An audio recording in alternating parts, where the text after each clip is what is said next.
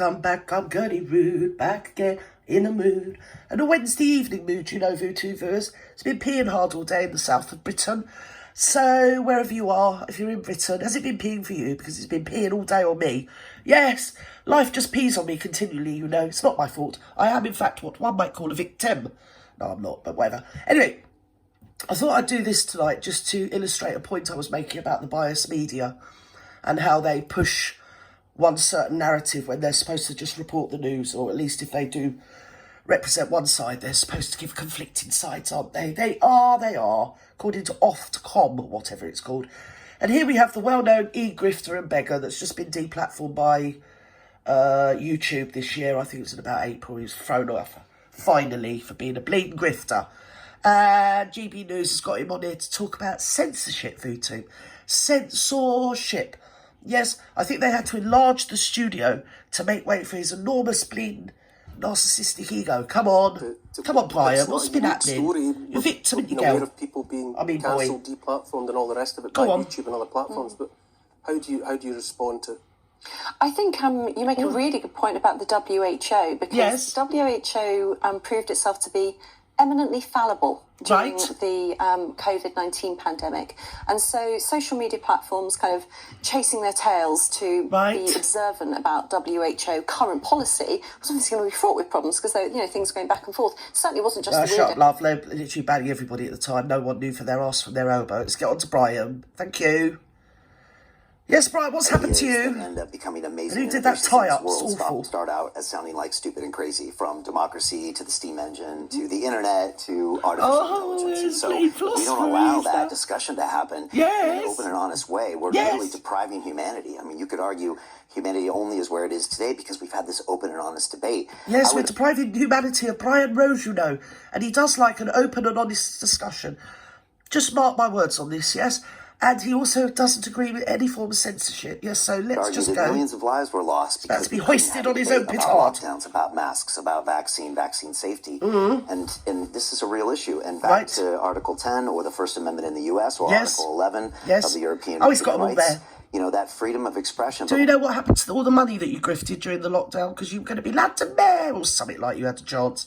Anyway, don't talk about it now. More importantly, your right to hear me, to listen to me, was being violated. Now, thanks to Elon Musk, we found out later that our government was going behind our backs and telling these companies to actually break the law. I remember this old goose during the lockdown going down the gym or he made his front room into a gym or something that no one cares about. And he treated to us filming himself doing exercises. I don't know how I ever actually lived it. I don't know how she survived the experience. It was terrible. Oh, it was a cringe of the most monumental, mammoth proportions. Unbelievable. Oh, it's like walking in and finding your granddad having a what's it, isn't it? You know. Yes, bit of the DJ going on. Oh, it was awful. It's horrible. It's become a huge mess. And the should be illegal, you know. Now, as of 2 months ago, I've been deplatformed again. You know, it's been a tricky situation, but I focus on what I can control. Luckily, these days, there's lots of other social media platforms, including Twitter /X, Rumble, and a variety of others that continue to put out content. He's like Meghan, he's actually practiced this narrative. He probably knew the sort of shape and form that the question was going to take, so he's probably practiced all this in the mirror with all the hand gestures. Go on, Brian. By the government. Now, recently we saw the government write a letter to Rumble trying to get them to silence someone like Russell Brand. And I don't know what he did. And I don't agree with everything that he did. But to do that without any type of, judge, jury, or anything else, it's just ridiculous. And that wasn't the government. I just got to say that was an MP writing, but it wasn't on behalf of the British government. But it was nonetheless conviction based on allegation. Right. Yeah, absolutely. It's a dangerous idea. I just want to say it wasn't the British government, but... So it's just a dangerous time, and right now we're just losing more and more of our human rights and more of our freedoms, and now people are self-censoring. So the movie goes in and shows how YouTubers like me, they self-censor. First, what they do is they demonetize you, all right? Most YouTubers rely on that for a living, so they will stop saying the bad things. Then they shadow ban you, taking your views down. Again, we'll get you back in line. For me, Brian, and of course, then they give you strikes and they deplatform you. I never relied on YouTube for income, so I was free to say what I wanted to say. I believe in an open and honest debate. I don't agree with most of what my guests say, but I think we should have that conversation. Right. And so this is important. We have to talk about it. We have to fight back. Again, YouTube is this tiny little area in Silicon Valley that's exporting their views to the world. It's you were doing that for real them. danger right now. Anyway, that kind of ended like that. And then this happened, VTube. Oh, dearie me. Come on. We're back after the advert break with... about Brian Rose, particularly, even to the extent of... This is brilliant. I love this. Time when Brian stood as a candidate for London Mayor. He stood. But does he think what Will he happened to not come Brian back was again? right? Will he Michael not come Johnson, back great again? to have you on the show. You've had Brian in your sights. Why was that? And how do you respond to what has happened kicks off now, to Brian's channel in recent times? Well, I mean, overall, I'm very worried about censorship on... the whole issue is so complicated. Have you noticed how GB News can't even spell censorship? Censor as in a sensor on a car, isn't it? My car sensor's gone or whatever. Yes. Spelled with a C, censorship. That's how dim they are. Never mind. Come on, dear. And, you know, This man is all for... Sorry. This man is something to do with some media, something or other that highlights media bias. So obviously he tracks the different outlets, different news stations, and tracks their bias. One thing and another. I don't know. Don't ask me. They're in different parts of the world, and we live in a world of a very limited number of very powerful platforms. Right. Decisions probably being made by AI, by computer, not being made by human beings. No. And all sorts of absurdities. There's a great editorial in The Spectator today in which The Spectator complains about being, they wanted to advertise on Facebook, and Facebook banned their ad because it had a cartoon on the front of Joe Biden. Yeah. And, it was a bit of satire. And, there's a lot of absurdities. And there are a lot of very, very difficult issues. Now, there's a big absurdity sat next to you, mate. And I'm still critical of what happened with Brian, is that he himself is censored. Yes. I mean, when he was running for mayor, way back in 2021, I love this story. A group of school kids interviewed him online about his campaign, and they were starting to ask critical questions, which is pretty good for 15-year-olds. And 14. And their interview with Brian was brought down, went up on YouTube for about a minute, and then it was blocked on copyright grounds.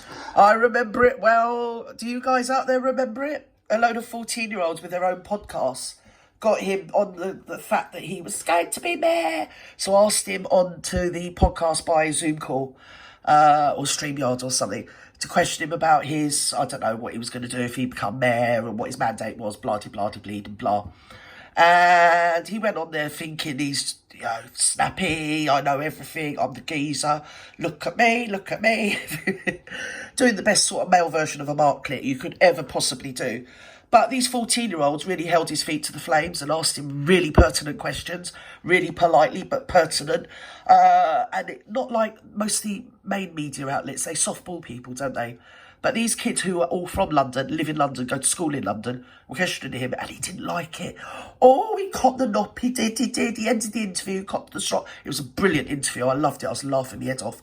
And then when the kids put it up on YouTube, he reported them to YouTube, said it was copyright and all this, that and the other. And he's got the cheek to sit on there moaning about it. Oh, I've been censored. Yeah, it's all right when you're going around censoring a load of bleeding kids, though, isn't it, Brian Rose? And then there was an argument where's all the money gone? Days, and eventually they managed to get it back up there. Kids. But, London Real they were arguing that the interview was Brian's copyright or their copyright, and therefore they had the right to pull it down. Whereas anybody knows a political interview, that the copyright on that belongs to the people doing the interview. And Brian was embarrassed. I.e. the kids. The copyright was owned by the children. It was their thing. And he gave them hell, didn't he? Yes, he did. Tried to crucify them. Rotten bleeding git. And he's embarrassed by people asking... I'm embarrassed on his behalf. Third-hand embarrassment. Yeah, I don't remember us doing No, that I don't remember that. No, I don't remember that too. I don't. Look at me. I got me dupers to lie. Oh, I've got me, fixant or whatever it is on my teeth. I can't say too much because they might come unstuck. Go on. No, I remember the interview, but I don't remember any type of censorship allegation. Look, yes, you did. Everybody knew it. Oh, look at him with the pink bleeding socks and boots. Okay. So what I wanted to talk about was our digital platforms allowing us the right to free speech. And when we give them... Well, you're not allowing people to write either. Like you to potential an online safety bill. Yeah, well, let's talk about this case here, right? Yes. You censored a load of little kids. That the interview, these young school because they got the better of you. School kids. I did the interviews during the mayoral campaign. No, you didn't. You didn't. You didn't do that many. I mean, there was a big fuss about this. Especially after that. And you know, when we get to our age, our memories aren't great. But yeah, he's got to be 66 if he's a day cretin. Do you think it's wrong then that interview should have been taken off? You know who censored me was the BBC not inviting me on their show. Can you answer my question? Against you're avoiding the question here. Because the BBC's got your measure. They do. Why would they want you on there? Everybody's seen the way you treated those 14-year-old kiddies. Brian, you and your massive overinflated ego. I want to be mayor of London, but I come from Canada or something or other that no one really believes. Come on. Question here, right? Do you think it's right that London Real, which is your company, exercise copyright? We don't have the power to censor. You do. Well, you tried. The interview was your copyright, and it came down. We're not going to get to the bottom of this because there's clearly a... Gets worse. What I'm saying is that this is not really the first man to talk about censorship. No. I would say that, you know, the error there seems to be YouTube, because if they received a copyright violation report and there was no copyright violated, they shouldn't have... Who did they get the copyright violation from? Would you like to apologise then to... He filed the copyright claim against a bunch of 14-year-old school kids because they were asking him some... They weren't even that hard. They were just like not ones that, you know, they're used to having a really soft time of it, aren't they, these pretentious people? Look at me, I'm going to be London mayoral candidate, you know. And he just thought he could sit there and spin out the same old narrative that he's probably used in his podcasts and anyone else, you know, and on his leaflets or whatever. And they were, because they were born and brought up and schooled in London, they knew a bit better than him.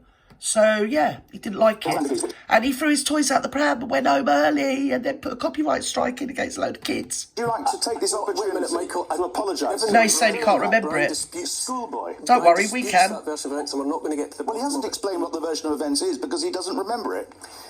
We're not going to get to the bottom of it. This is a basic disagreement over a specific incident. But he might like to take the opportunity and express sympathy with Felix van der Geest. He's still a schoolboy. He was only, wasn't even in his GCSE year. Yeah, he's a kid in lockdown. That account of that sequence of events. And as I say, we're just not going to. Well, but I mean, he could express sympathy, couldn't he? Because he won't, because he's a narcissist. He's never wrong. His interview with Brian Rose, which mysteriously was taken down, and well, it's not mysterious. It was taken down on copyright grounds because London Real were claiming the copyright belonged to Brian. Oh, he was having a paddy. Well, express sympathy then with Felix van der Geest. I clearly cannot tell them what to censor.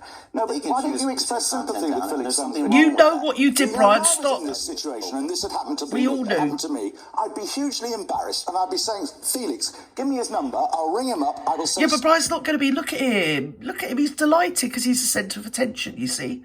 And he's so snidey and muggy, and he's just like, I don't remember. Of course you do, you old coot. Sorry to Felix van der Geest. Mr. Rose is not doing that. Why? We're just going to get stuck here. Let's just move this. Well, we are, because he's refusing to apologise to Mr. van der Geest. But Felix van der Geest, a schoolboy. But it's only your assertion that there's something to apologise for. Sorry, yes. Mr. van der Geest, should we ring him up? Well, let's ring him up and put him on live. Let's not. Oh, dear, we don't want to do that. It could be a bit sticky. And he will give you his version of events. We can't do that, Michael. We don't need to, because most of us watch the interview, and if you didn't, it's on there. It's on YouTube. 2020, circa 2020, during the lockdown. Towards the end of it, I think. Yes! Oh, it cheered me up no end after being locked up all bleeding summer. Go on. Can I just address something? What I'm saying is that censorship takes many forms, and when Brian Rose was running for mayor of London, he censored people. He didn't like it when people started asking difficult questions. They weren't difficult, they were just pertinent. Who's worth his salt should be open to the toughest scrutiny. No, because he's a narcissist. There's plenty of questions, including by you on my mustn't talk out the time that we have on this single issue. You talk about being broadly it gets worse. Wary of censorship. Right. Okay.